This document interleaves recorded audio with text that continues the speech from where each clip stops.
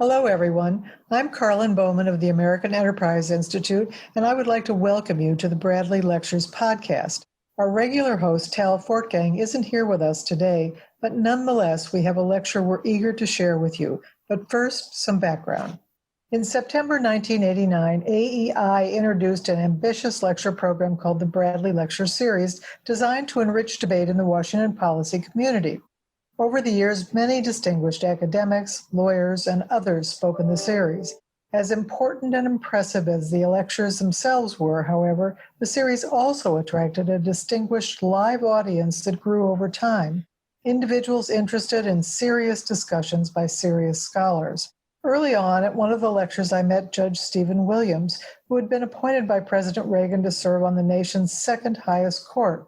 Judge Williams not only attended most of the lectures, riding his bike from the court to AEI, but he also gave one of the lectures himself. His interests were remarkably wide-ranging. He wrote an AEI book on energy policy and contributed to AEI's journal Regulation. He was fascinated by developments in Russia at the end of the 19th century and wrote several books on the subject. This modest, delightful man was a cherished friend to many at AEI, and especially to AEI's former president, Chris DeMuth. We mourn his recent death from coronavirus, and we are delighted to reprise his lecture. Let me now turn things over to my AEI colleague, Adam White, who will discuss Judge Williams' jurisprudence. Thanks, Karlyn. Like so many people at AEI and in the Washington legal community, I had the pleasure and really the honor of getting to know Judge Williams a little bit.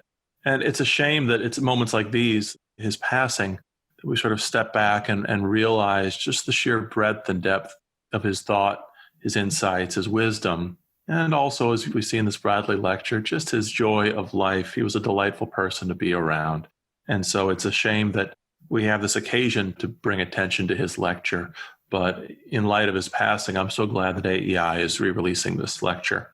And President Reagan appointed him to the U.S. Court of Appeals for the D.C. Circuit in 1986. And for those who aren't familiar, the D.C. Circuit is generally thought of as the second highest court in the land, given that it gets so many constitutional cases and so many cases involving political fights and regulatory issues that really are sort of the core of modern governance. And Judge Williams' work on the court exemplified that.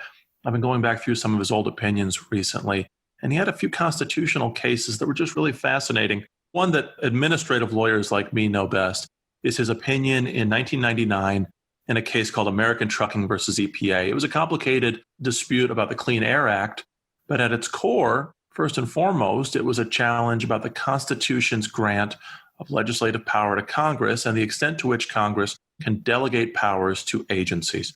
Judge Williams wrote part of the majority opinion in that case, and he focused on the delegation issues and said that the Clean Air Act's grant of regulatory authority to the EPA was so sweeping, so unlimited, that it constituted a delegation of Congress's legislative power to the agency, that that's too much and that it needs to be stopped. Judge Williams and his colleagues' opinion in that case was later reversed by the Supreme Court in an important opinion by Justice Scalia, another former alumnus of AEI himself. But Judge Williams and his colleagues really challenged the Supreme Court and all of us to think about what the Constitution means when it vests the legislative power in Congress, not the rest of government. His opinion also highlighted the real dangers of granting too much power to an agency rather than requiring Congress itself to make difficult choices of law and policy. Now, another major case that Judge Williams was involved in, also involving constitutional structure, it had a pretty bland name. It was called In Re Sealed case from 1987. Listeners might better recall it as the Oliver North case. This was the independent counsel investigation regarding Colonel North and his involvement in the Iran-Contra scandal. Judge Williams' opinion in that case, it didn't strike down any laws, but it did highlight the dangers of giving too much independence to officers within the executive branch who either aren't the head of an agency or who aren't appointed with full Senate confirmation the way that the independent counsel was. Judge Williams avoided the constitutional problem, or sort of helped to avoid the constitutional problem, by construing the statute narrowly to avoid some of these constitutional pitfalls. And that really is a hallmark of both this case and the other case I mentioned, the Clean Air Act case. He really wasn't in the business of striking down statutes in this case, but he said it's important for judges to interpret statutes in a way that avoid these constitutional problems. That's an important principle today as Congress, the courts, and the agencies continue to grapple with these broad grants of powers to agencies. Now, what Williams might have been most famous for, though, was his regulatory cases. He was a law professor for nearly 20 years before joining the court, a law professor specializing in energy law. And his opinions on energy regulation, environmental regulation, telecommunications, and everything else the D.C. Circuit grapples with, it was amazing. He actually made them interesting to read. I mean, I'm biased here. I was an energy lawyer before I became an academic myself.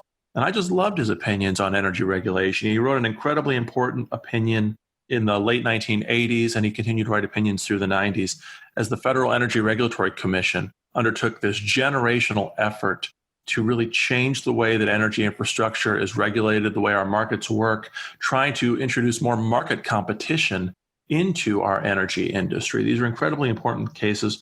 And near the end of his career, although we didn't know it at the time, in 2016, he wrote an opinion in a case called U.S. Telecom Association versus FCC. This was the net neutrality case.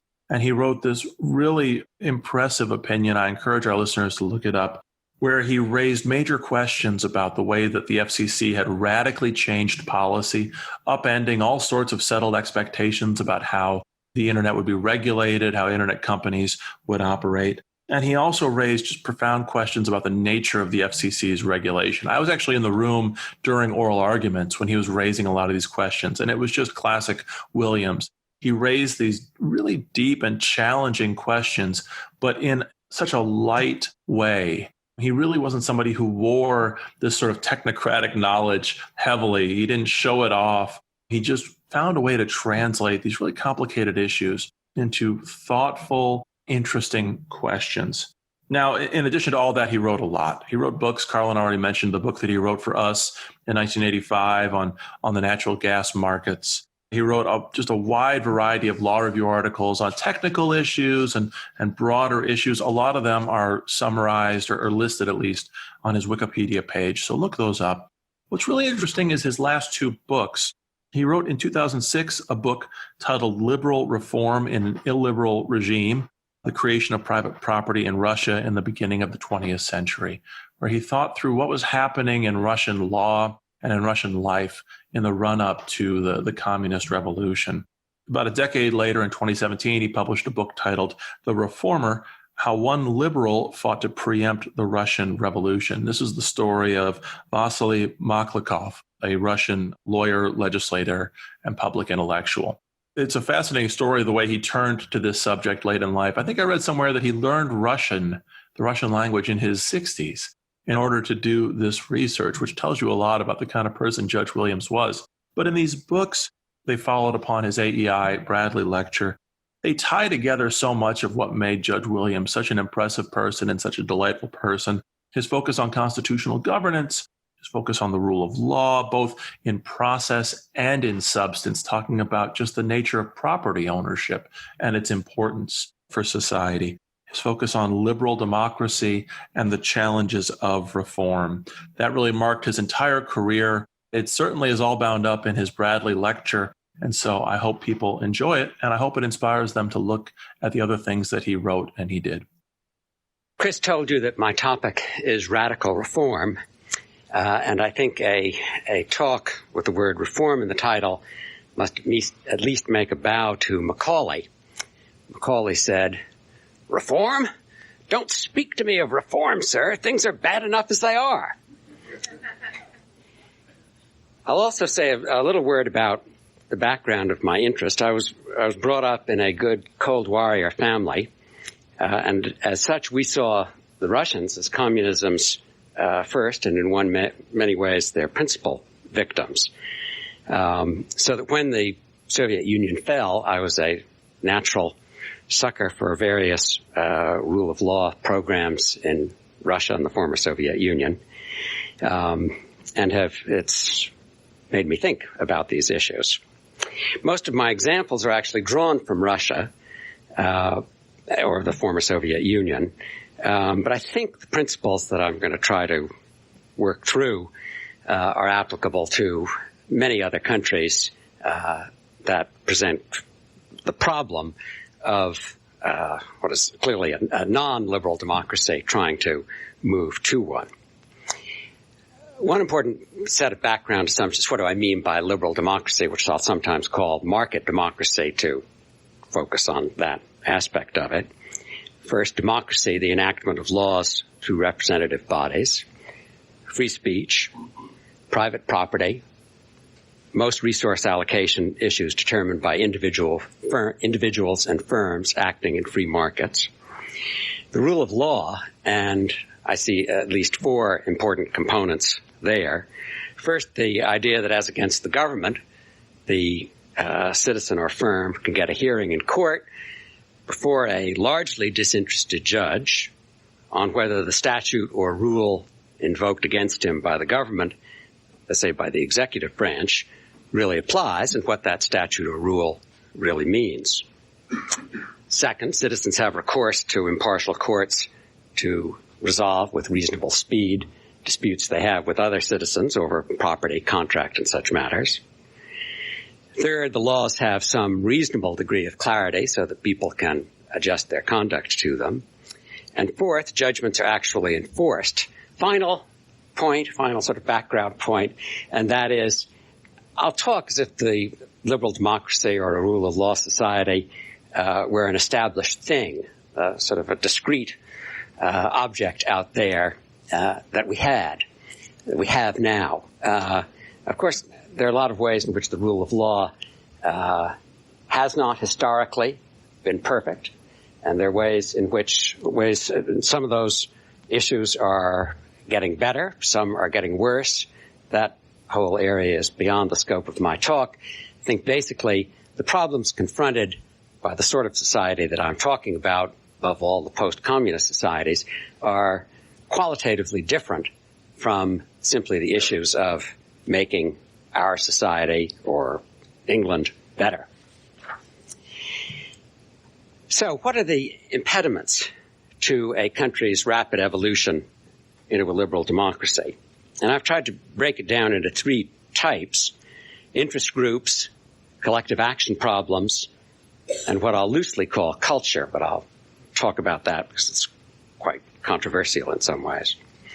There are obviously a lot of interest groups that benefit from the status quo in this sort of pre-reform society. Think of the people who run state oil and gas monopolies. Think of the government officials who are able to exercise control over private firms and are able to use that control to extract bribes and less crude benefits. All the beneficiaries of the process by which such sweetheart deals are made are beneficiaries of the pre-reform status quo. And the forms of these relationships are innumerable. Just to mention a few: contracting, licensing, taxation, even criminal law enforcement. So that this is a very large block of people who have interests staked on continuation of the status quo. Now that is something of an oversimplification, is it not? Because, after all, if reform makes the pie bigger, all these participants in the current system can improve their lot. If you think of the bureaucrats, post-reform, we could have fewer bureaucrats but pay the remaining ones better. And the ones who are no longer bureaucrats could find, one hopes, lucrative jobs in private industry. What about the firms? They obviously have considerable advantages from ending the system. In the first place, they have to pay the bribes, and it would be nice to be spared that expense. In the second place, they're always at the risk of being subjected to someone else's maneuver, someone else securing a bureaucrat on his side and bringing the weight of the state down against him. So he would obviously benefit. But I think it's clear that the trouble with these is that they assume that people would make perhaps optimistic estimates about the post-reform era. The fact that the pie is bigger, so that these people could all be doing better, Doesn't necessarily mean that each of them would, and so they're asked to move from the current more or less stable situation to one which is at least dicey for them. Second set of problems is collective action problems. And here I'm talking about the hazards of being a pioneer in a nation's move to the rule of law. A person's conduct is likely to be heavily influenced by his belief as to how other people in the system are going to react, how they'll behave. If dishonesty and corruption have been widespread, then even the most honest person, perhaps especially the most honest person, will be unwilling to risk values that depend upon the honesty of others or depend on courts to sanction dishonesty. And if courts and officials are often used through bribes or connections to stamp out competition at the behest of a particular operator, then people contemplating investment in productive enterprise are certainly going to think more about whether they should think more carefully about whether they should hazard the game. Third, culture, or what I prefer to call habits of mind. Some culture conjures up whether you like the theater or rock, but it's not that kind of culture that I'm interested in. And I see culture or habits of mind as having two aspects. First is normative, how I evaluate people's behavior, my own and others. And the second relates to practice, thinking independently, seeking to engage others in common enterprises, being able to engage in the articulation and compromise necessary for effective association. These are all practices. It doesn't do much merely to think well of them unless you carry them out, and carrying them out requires practice. Unfortunately, habits of mind that are adaptive for one situation may not be adaptive for another. Some of the habits that work where society as a whole is not a liberal democracy, or in a subculture whose members are isolated from a society that otherwise is, will not necessarily work, in fact will not, work in a society that is pervasively a liberal democracy. Take instances where incentives for purely individual effort, such as hard work, ingenuity, and risk-taking, are deadened. An example, those living in a commune, of the sort that prevailed between nominal emancipation in 1861 and the Revolution, were in a system where essentially the fruits of efforts, ingenuity, and hard work were largely socialized. So it was a very substantial disincentive to do those things. On top of that, if you live in such a system where there's not a connection between your positive effort and benefits for you, the whole appraisal that you may give to other people's prosperity is going to be affected. One scholar of the peasant in the late imperial era says, they commonly believed that successful peasants more than likely achieved their wealth through usurious and unfair practices. So that's not a good environment to go into to expect the sort of effort needed in a liberal democracy. Second, and I think a greater problem, is the conditions that don't reward or that even penalize the sort of relationships that are valuable, in fact, essential in a liberal market. If you live in a totalitarian system where assembling for any independent purpose is regarded as evidence of treason, you won't have much experience of self-organizing to get things done, and you won't have capacity to do so. Contrast that with the tendency to spontaneous association that Tocqueville so famously found among Americans. Even in states where spontaneous association hasn't been a crime, there's a warping of social capital. In the patrimonial state, success is heavily dependent on having a good relationship with one or a few higher-ups. You get benefits if you're in a favor-exchanging relationship with some boss or his subordinate. Sicily, at least as depicted by Robert Putnam, is such a society. In such a state, clearly, there's no premium, indeed quite a discount, on being able to organize independently. I'm not saying that there isn't social capital in a totalitarian or patrimonial state, but it is going to be built up in largely vertical relationships. There's a story, and again, I'm afraid I'm drawing on a Russian example, and this is from the Stalin period, of two neighbors in a dispute over a flower box. They're in an apartment house, and the one in the upper floor thinks it nice to put a little flower box out on his window. But the occupant of the apartment below thinks that's a terrible idea. I don't know why. Hazard, pure aesthetics, whatever. Anyway, he objects. Instead of talking about it or doing any of the things that normal people or people in a normal society would do, they do what would be normal there, which is go to the people higher up in the system with whom they have some connection, seeking relief. And this particular dispute went up to Karlyn, who was the president of the USSR. Now, of course, Kalinин's role was largely symbolic anyway, so the opportunity cost of his spending his time on this particular endeavor was not great, but still. Besides that sort of vertical relationship, there appears to be horizontal networking in a place like the Soviet Union. Apparently has been very close bonding in sort of a narrowly defined group in a work collective. But none of those relationships don't add up to very much in terms of what one hopes for in a liberal democracy, because they aren't broad enough or active enough to reach beyond the core group itself to affect anything very much, except consolation for the people in the group.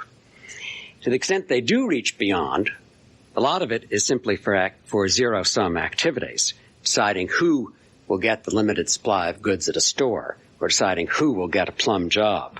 But none of that brings new resources into play or arranges for a more competent use of existing resources. On NPR sourced for, to me, a wonderful example of a viewpoint on the rule of law in Russia. They interviewed the Russian translator of the Harry Potter books. And the translator said of the second volume that it carried the message that rulers should not follow the law. The good lady went on to say, Russia wouldn't be here if people followed the law, which has a lot of truth in many complicated ways. And it's certainly true in the sense that the planned economy would have produced disaster long sooner if there hadn't been devices for getting around the plan. But again, the things that we think of as useful in a different context are not useful or counterproductive as viewed from an individual perspective. To say a brief word about culture. When I started sort of looking into this, I was very tempted to characterize a lot of things as culture. But then I read a number of things, and I may say my son is very fierce that that's a bad way to talk about it. And so I'll try to show you how I've tried to work. It seems to me the great objection to consideration of culture is that it's very hard to measure, and one's very likely to get into some sort of circular description in which people are the way they are because of the way they are, which is obviously fruitless. But it certainly should be borne in mind that the importance of a phenomenon is not necessarily related to its measurability. So the problems of measurement should not silence us on the subject. Second thing is that common sense certainly suggests that some things which can be characterized as culture are very important. Suppose you're brought up in a Japanese-speaking household and have little occasion to distinguish between L and R, and then you're forced to make that distinction as you struggle to learn English. You have great difficulty. If so for language, why not for all kinds of activities?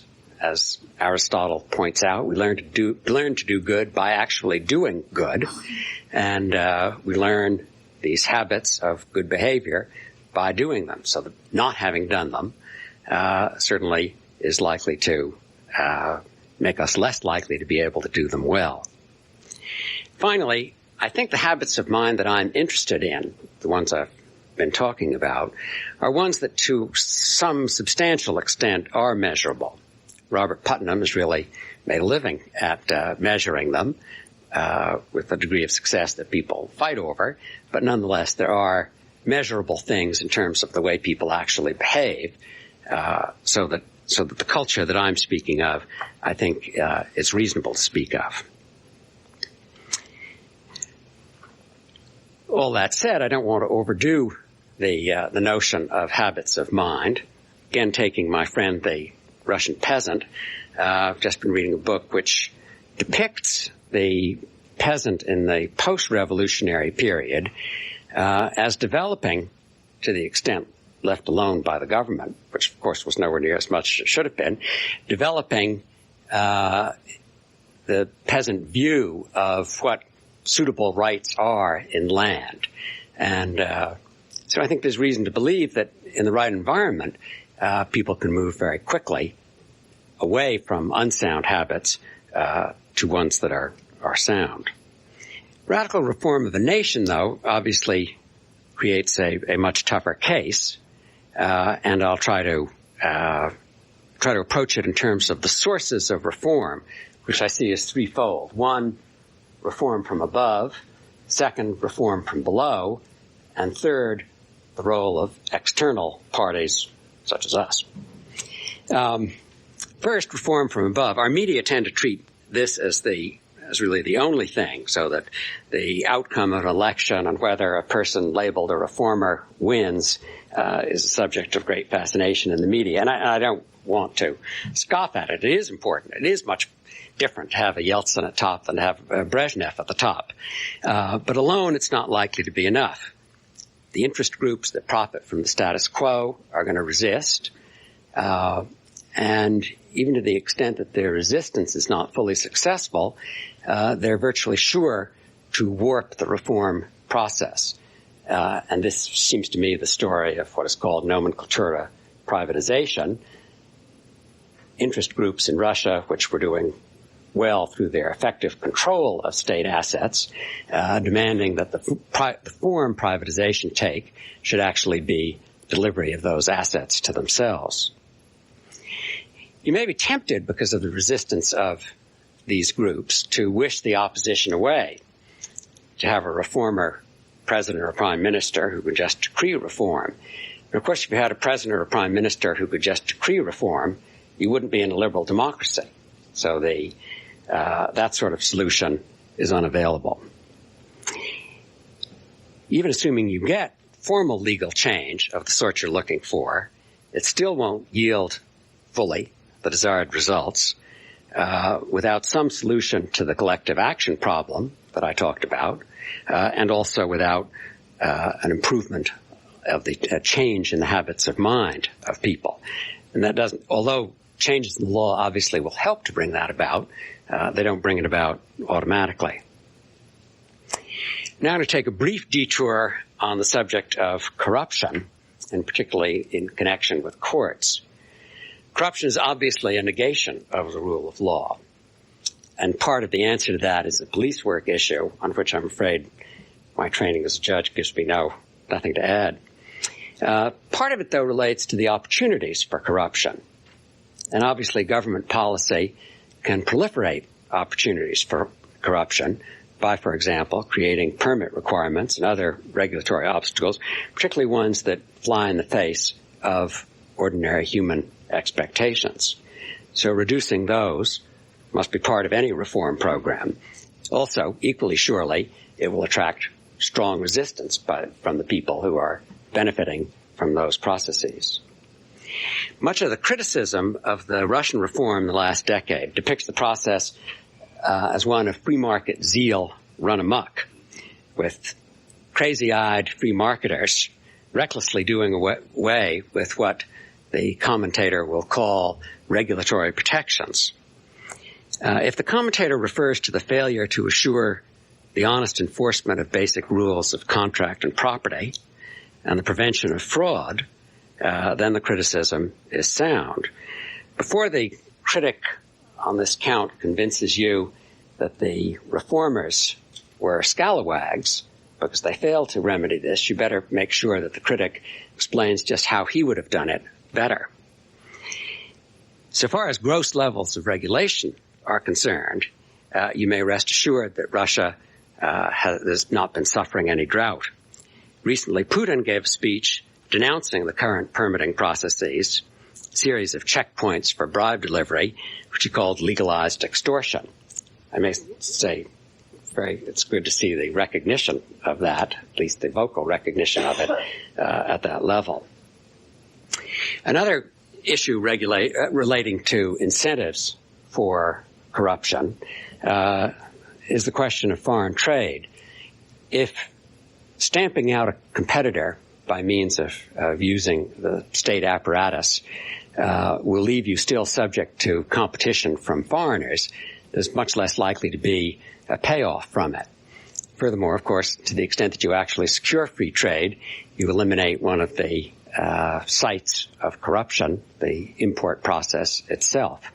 I don't mean to suggest that this characteristic of free trade is something which necessarily swamps all other arguments relating to free trade in a reforming country, but it's a positive characteristic of free trade that I think very few people mention.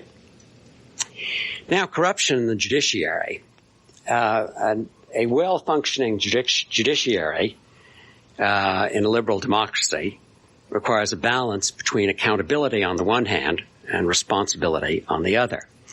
And widespread corruption obviously means we're falling a little short on accountability. If the only solution is less judicial independence, then you lose, or at least impair, an important building block for liberal democracy.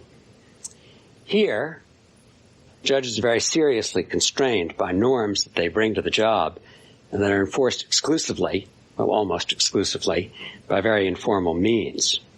And that makes it possible for us to make the trade-off between accountability and responsibility, accountability and independence, in a way that puts huge weight on independence in the form of the marvelous protections of Article 3, without running too great, we hope, a risk of judicial irresponsibility. But obviously the internalization of those norms can't happen overnight. Let me connect this to what I said earlier about civil society.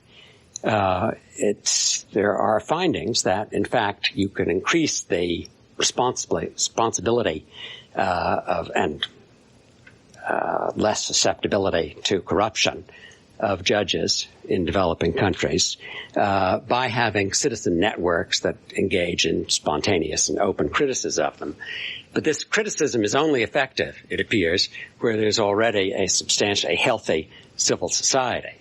The civil society can be seen there as having a direct impact on the way the institutions work. Now, what about reform from below? I think the key question you have to answer there is in terms of individual incentives. As you know, evolution in nature works one by one. That is to say, a mutation prospers only if it increases the survivability of the individual with the gene, the individual being viewed as a carrier of genes. In other words, the proposition that a mutation would help his species isn't enough to make the mutation prosper, because the fact that it helps the species doesn't make it get reproduced unless the person actually carrying this characteristic himself reproduces.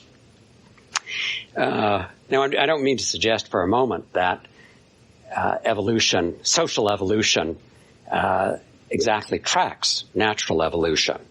But I do think you have to ask the question, what are the incentives person by person for changing one's habitual behavior? For example, suppose you think that transparency in corporate governance is a good thing, and that offering a relatively transparent form would also have a potential advantage in attracting capital, because investors would be less anxious that minority shareholders would be ill-treated. But if the practice of corrupt courts makes it very hard to make binding promises of transparency, and if transparency would result in corrupt tax authorities focusing on you more than they otherwise would, obviously making this move is risky. The good news is that even in the face of these problems, people do make the change.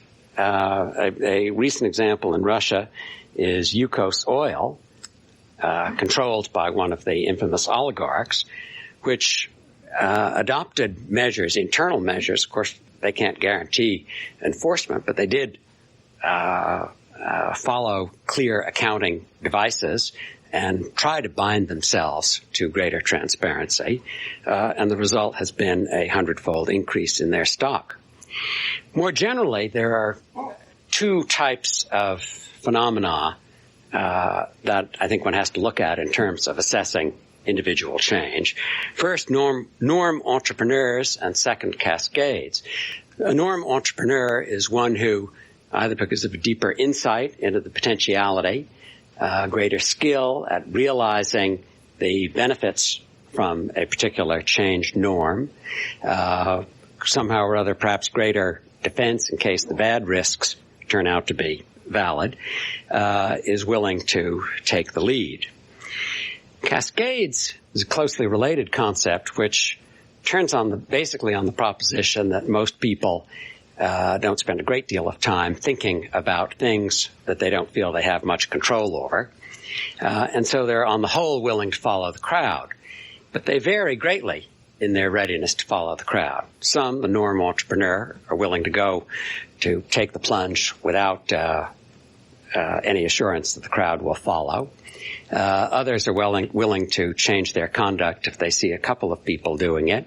And there are others who are slightly more resistant, but if 5% do it, will follow along, and so on, ultimately to the stick in the muds who will stick with the crowd, and only when the crowd has moved will they move. Think of the East Germans leaving East Germany via Hungary in 1989. Certainly a cascade if ever there was one. So the problems presented in terms of collective action and habits of mind are not insuperable. The current liberal democracies, after all, somehow achieved the transformation. Now let me turn to remedies from the outside. And here I have want to point to two approaches, both summarized in slogans of the Eisenhower administration: people to people and trade, not aid. I may say that I was a high school student when Eisenhower's presidency began, and I naturally thought that I had the answers and he was an idiot. But over the past 50 years, I've come to see it very differently. First, on the people to people, he was talking of real relationships between Americans and citizens in these countries, and these can be either general relationships between people, not as experts, but just as people, and experts. There's a lot to be said for concentrating on the young, where there's more malleability. I thought that Bill Badley's proposal of 100,000 scholarships to bring Russians over here as students was a wonderful idea. Turning to trade, this seems to me an avenue for the transmission of modes of relating, contract, trust, transparency, from a market democracy to a reforming society. Are there types of trade that have a downside? Trade in the raw materials, the products of extractive industries, seem to me somewhat doubtful. Extractive industries usually involve huge rents, which normally attract great corruption. And although I don't think that our buying tons of Russian oil is deleterious, I wouldn't expect any particular benefit of the sort that I'm talking about to flow from it. Let me then turn to what I suppose every post-9/11 talk closes with, and that's some reflections on the impact of 9/11 on all of this. I'd say that it's perfectly possible for a strong power to control what goes on in another country. But to nurture the rule of law is quite different, because the control itself is likely to stifle the development of healthy indigenous institutions. Reform by decree is an oxymoron. What an interesting and fascinating lecture. I hope you enjoyed it, and I hope this inspires you to look back at Judge Williams's work, his writings and books and judicial opinions and articles and all the rest. What I really take away from this lecture, aside from its substance, thinking about Judge Williams, is this lecture really exemplified everything that made Judge Williams such a giant in the DC legal community and such a great person to be around. Just the sweeping breadth of his knowledge, the way he weaves together these themes of law and politics, both local politics and geopolitics. You really get in just this one lecture a wonderful portrait of the lecturer himself. And so I hope it inspires you, like I said, to look up his other writings. And of course, I hope it inspires you to return for the next AEI Bradley Lecture podcast. So in the meantime, on behalf of my friend Karlyn Bowman and all my colleagues at AEI, thanks for joining us.